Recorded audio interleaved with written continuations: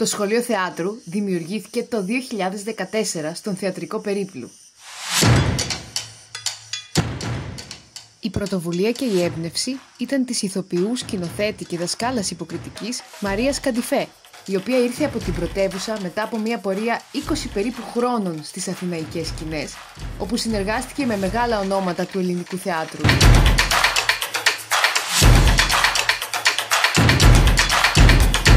Πάνω από 100 άτομα έχουν εκπαιδευτεί τα 10 αυτά χρόνια, είτε μέσα από τον τετραετή κύκλο των μαθημάτων, είτε από ειδικά σεμινάρια που έχουν πραγματοποιηθεί. Υποκριτική, αυτοσχεδιασμός, χορός, σκηνική αντίληψη, δημιουργία ενός ρόλου, σωματική έκφραση, ορθοφωνία, γλώσσα του σώματος, ιστορία θεάτρου, ποίηση, ρυθμολογία, εμψύχωση αντικειμένου, καινούριες καλλιτεχνικές προτάσεις, θερινά μαθήματα, σεμινάρια θεάτρου στη φύση, μια ταινία μικρού μήκους με το δημοτικό τραγούδι του νεκρού αδερφού, η πρώτη παράσταση ψηφιακού θεάτρου που δημιουργήθηκε μέσα στην καραντίνα, το σπίτι της Μπερνάρντα Άλμπα. Το σχολείο καθιέρωσε την υποτροφία Βαγγέλης Γιακουμάκης.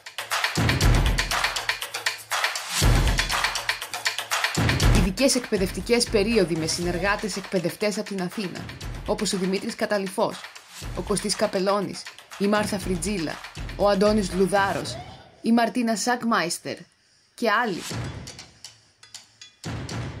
Στο σχολείο έχουν διδάξει επίσης ο Γιάννης Παπατζανής, η Αθανασία Κώστα, ενώ σήμερα στη βασική εκπαιδευτική ομάδα μαζί με τη Μαρία Καντιφέ είναι ο Θωμάς Καντιφές, η Ανδρομάχη Βαρσάμη, ο Θανάσης Παπαθανασίου και η Άννα Τζανιδάκη. Όλα αυτά είναι μερικά μόνο από όσα μπορεί κανείς να θυμηθεί για τη δεκαετία που πέρασε.